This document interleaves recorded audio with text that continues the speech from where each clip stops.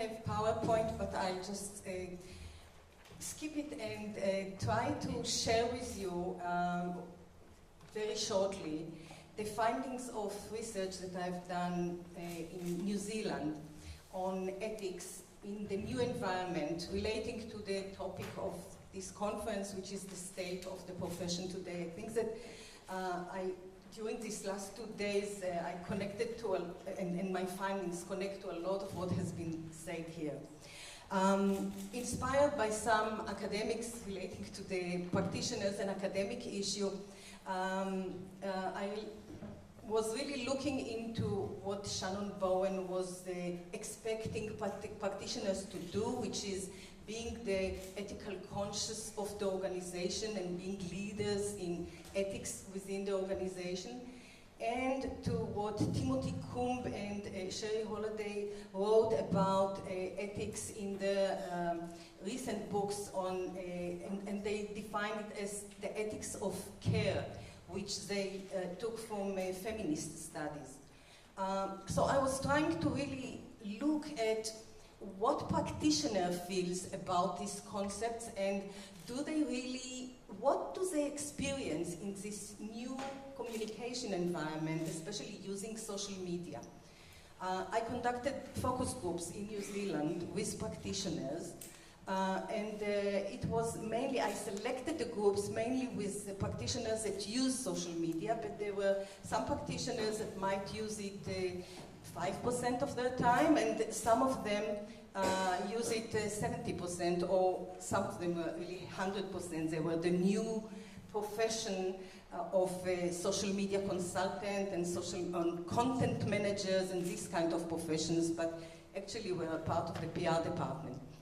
And I convened these focus groups to discuss how they feel about ethics, in what are the ethical challenges that they could identify, and if at all, is it the same problems that we have in communication in ethics in PR, or do they identify new issues? And what we have been discussing in this focus group were several issues that I want to go through. First of all, there was a notion of loss of control, which is something that has been raised here in several presentations. John would say we never had control, actually, and it was always somehow not up to the PR, the way the message was published. However, the practitioners felt that they had more control over the message, the time of delivery, and the content. Right now, any employee, anybody within the organization can send a text to whoever, and the story is out, and the practitioner doesn't have any control. So this was a very strong message that came from the focus groups. I found that they spoke a lot about the tension between the private and the public. When they speak on behalf of the organization, they know what they say, what they need to say. It's an official message. But then they go home and they go to their blog and they communicate on Facebook and they say, oh, I had a terrible day. And actually they say, when I say something like this, I say something about my workplace, I put slander on my organization, it says something about the employee engagement and these kind of things. So what can I say on my private communication with my friends about my own life? How does it affect my, and there's a tension between the private and the official in a way that hasn't existed before, I think. They were talking, for example, about writing the blog for the CEO. And I said, it is very similar to speech writing, which has been part of PR for always. But they feel that a blog is a different style of writing. It has to be more authentic. It has to be really written by the CEO. They can't pretend to be the CEO when they write the CEO's blog, which I found is I think it is a new item that we need to look at, where there need to be some guidance about really how to deal with this tension.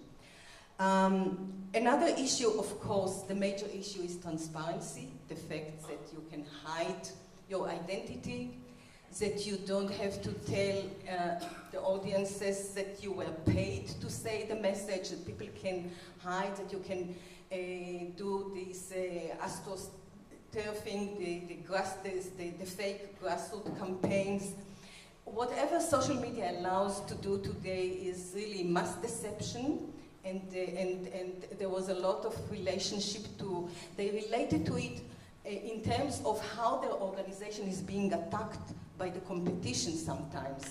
Not about themselves doing this, but mainly about how difficult it is to deal with this kind of unfair attacks that are so fast and difficult to respond to. And a lot of problems around employee. What is the policy of the organization around employee? What are they allowed to say online and what are they not allowed to say online, and the need to develop these kind of policies. And consumer relations, how they deal with complaints online and how fast they need to relate to it. But this is less, I think, ethics and more really the way they function in social media. However, I was interested in the question of opportunities.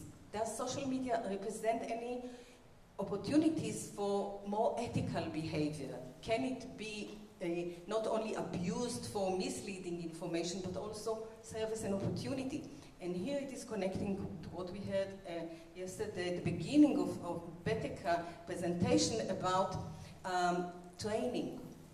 And few people were talking about, actually, this is our time to go to management and say, with social media, you can't expect us to help you to cover up anymore.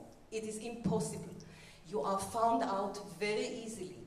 So now organizations depend on ethical PR more than before, and by taking these responsibilities that Shannon Bowen was talking about on the ethical conscience of the organization through training employees to how to use social media and how to do it ethically, PR might really raise its profile within the organization and have a better status and maybe some new role, maybe taking responsibilities for activities that they didn't do before. However, you were talking about employee engagement as another way of deception and marketing. So I am confused. This is very confusing because employee engagement as part of corporate social responsibility is always part of marketing and seeming to be good, to be doing the good things. However, I think that it is worth looking at this kind of new opportunity for PR when practicing in social media as a training, and one example is the Cisco Systems way of hiring a PR agency to conduct ethical training that was based on the American Idol. They called it Ethics Idol, and it is really worth looking at how they made it so fun, through videos, through animation, engaging the employees in ethical issues and training employees about ethical case studies through social media. So there are lots of issues to look at, and I think that it is something that has to mean something for the current status of the profession.